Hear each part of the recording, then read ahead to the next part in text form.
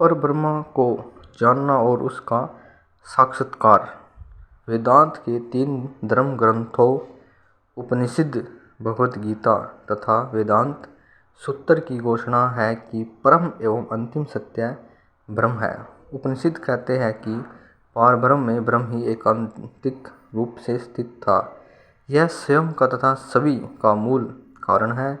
यह स्वभाव से सत चित आनंद होने से सच्चिदानंद कहलाता है। यह निरपेक्ष और स्वावलंबी है, अर्थात किसी अन्य वस्तु पर आश्रित नहीं है। यह पूर्ण सत्ता है, यानी सत्य, पूर्व बोध यानी चित्त तथा पूर्ण आनंद है, अर्थात परमानंद है। ये तीनों आदि भी है। इस अर्थ में कि प्रत्येक मानवीय वस्तु था दृश्य जगत के सभी पदार्थ सब के सब ब्रह्म की ही उत्पत्ति है। ये ब्रह्मा के लक्षण भी नहीं है। ये ब्रह्मा के लक्षण भी नहीं है और न ही उसकी हरता या योग्यता है। यह उसके गुण भी नहीं है। ये एक समरूप अमिश्रित भाव है।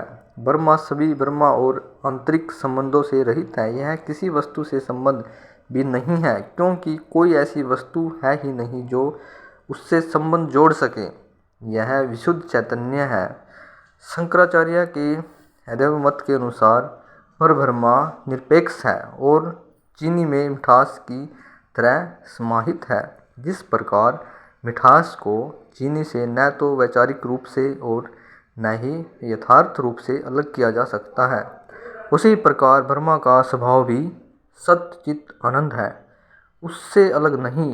ये स्वभाव ही है, गुण नहीं। सही रूप से समझने के लिए इन तीनों की नकारात्मक रूप से व्याख्या करनी होगी। इस तरह कहना होगा कि ब्रह्म असत, अबोध एवं दुख नहीं है। जब इसकी रचनागत उपयुक्त व्याख्या की जाएगी तो इसका आशय होगा कि ब्रह्म वह है जो सत्ता है, ब्रह्म वह है जो बोध है तथा ब्रह्म वह है जो आनंद है। ये तीनों सभी के सब अलग नहीं है, अपितु द्रव्य और गुण में सब एक है। ब्रह्म इंद्रिय ज्ञान की वस्तु नहीं है। यह ज्ञान इंद्रियों द्वारा अनुभूत नहीं किया जा सकता। अतः यह इंद्रियातीत या अतीन्द्रिय है। फिर भी किसी पूर्ण सद्गुरु द्वारा दिव्य दृष्टि प्रदान किए जाने पर इस परमात्मा का प्रत्यक्ष अनुभव किया जा सकता है। सत्संग प्रेमियों, यह केवल एक है जिसमें दूसरे का कोई स्थान ही नहीं है। इसमें विविधता है ही नहीं।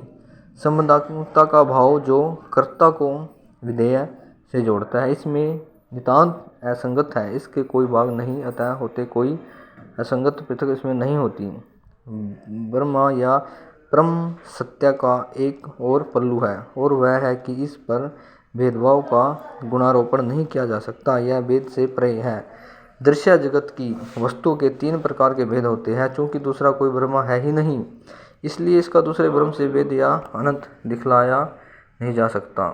एक ही है। ब्रह्म सर्वस्व होने के कारण सर्वशक्तिमान है। इस प्रकार वह अणु से भी सूक्ष्म तथा अनंत शक्तिशाली है।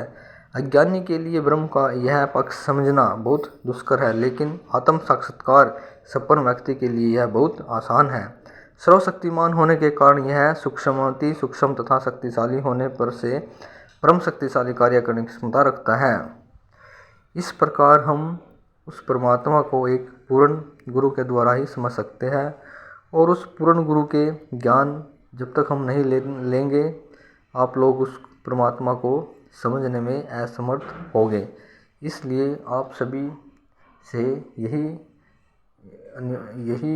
विनती है कि आप एक ऐसे पूर्ण सतगुरु की खोज करो जो आप लोगों को ज्ञान दीक्षा देते समय उस ईश्वर का दर्शन करवा दे।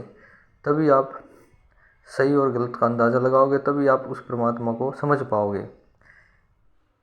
इसीलिए बस यही अंतिम में यही वाक्य कहेंगे कि एक ऐसा गुरु की खोज करो जो आप लोगों के अंदर उस परमात्मा की ज्योति का दर्शन करवा दे।